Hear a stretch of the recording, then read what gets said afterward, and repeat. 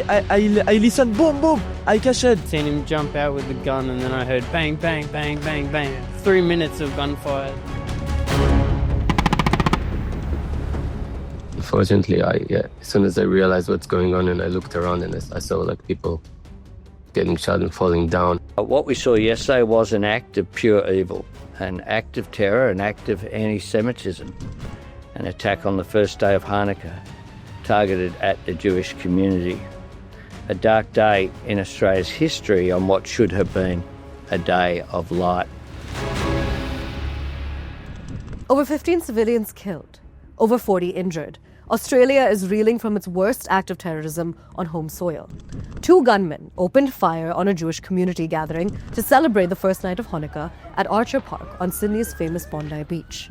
And as the world expresses its shock and condemnation, the spotlight is now on Australia's gun laws. We'll put on the agenda of the National Cabinet tougher gun laws, including limits on the number of guns that can be used or licensed by individuals.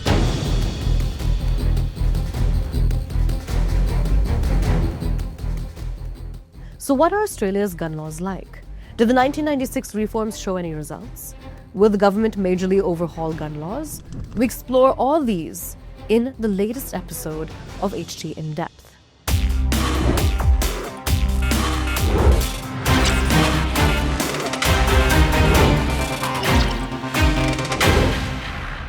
Australia already has one of the world's toughest gun law regimes. Until Sunday, Australians felt the existing gun laws made the country safer. However, the Bondi attack comes as a rude wake-up call. The government is prepared to take whatever action is necessary. Included in that is the need for tougher gun laws. We'll put on the agenda of the National Cabinet tougher gun laws, including limits on the number of guns that can be used or licensed by individuals. Quite clearly, the Howard government's gun laws have made an enormous difference in Australia and are a proud moment of reform, quite rightly, achieved across the Parliament with bipartisan support. If we need to toughen these up, if there's anything we can do, I'm certainly up for it, and I hope to get National Cabinet on board for that this afternoon as well.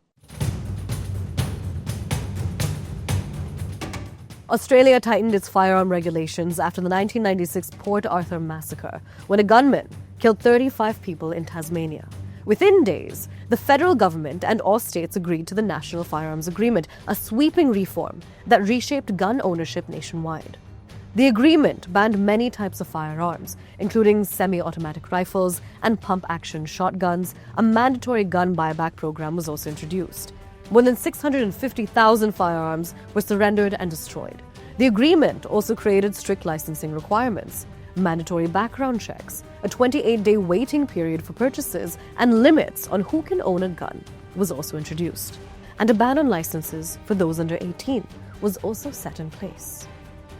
The tight regulations around gun ownership showed results. In the decade after Port Arthur, Australia recorded 0 mass shootings with 4 or more victims. Many shooting incidents over the years have involved family violence or have been isolated attacks. Recent mass shootings in Australia include a farmer shooting his wife and 3 children near Lockhart in New South Wales state before killing himself. On 16 December 2014, 3 died when police stormed Sydney's Lind Cafe, where an Iranian-born self-styled cleric had taken 18 people hostage. On 11th May 2018, a farmer killed 6 family members before turning a gun on himself in Western Australia state. On the 4th of June 2019, a man on parole fatally shot 4 men, wounded a woman in the northern Australian city of Darwin. And on 12th December 2022, 6 people died in a gun battle at a rural property in Wyambilla, Queensland state. Firearms are generally restricted to specific purposes, such as hunting, farming, or sport shooting. But experts say cracks exist despite the 1996 reforms. While the National Firearms Agreement remains in place, the Australia Institute indicates that parts of it including fully unified national gun registry, have never been fully implemented. Gun laws also still vary by state, creating gaps in oversight. There has been growing concern among gun control advocates that firearms remain far too easy to access despite the country's tight regulations. Gun safety advocates have warned of a quiet rise in the total number of firearms in recent years. A report by the Australia Institute published earlier this year claims that there are now more than 4 million guns in the country, 25% more than at the time of the 1996 massacre. There's now a larger number of guns in the community per capita than in the aftermath of Port Arthur, with at least 2,000 new firearms lawfully entering the community every week. This is according to a Guardian report.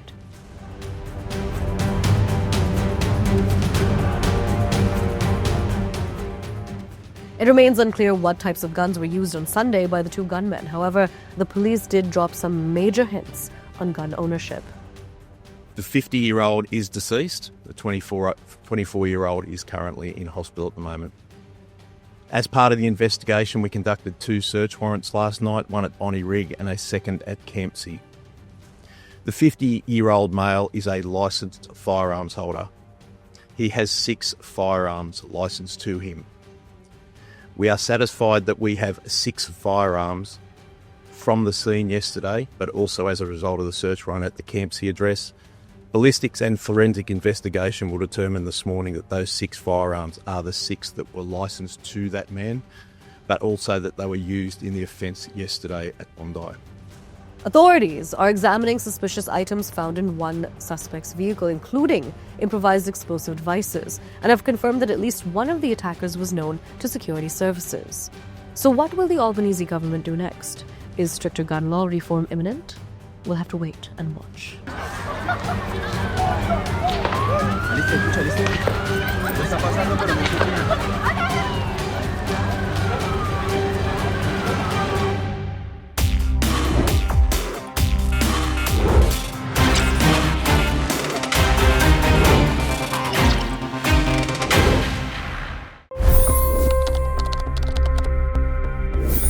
$25 crore गरीब गरीबी को परास्त करके बाहर निकले। For the good of our nation, let's work together and let's truly make America great again. The fastest news breaks. Requested PM saying that look, you will have to speak to Putin and to Zelensky. The biggest news makers. The relationship with India is probably the most important bilateral relationship the US will have for the rest of this century. The capital delivered quite an election result today. Expert analysis. The million-dollar question today is how to stop this dance of death. Ground reports. I'm standing at the crossroad of the Kumbh Mela. Behind me are more than 100 entry ghats. Long-form interviews. Exclusionary politics is reflected in Manipur case as well. You don't bother because this is a small state.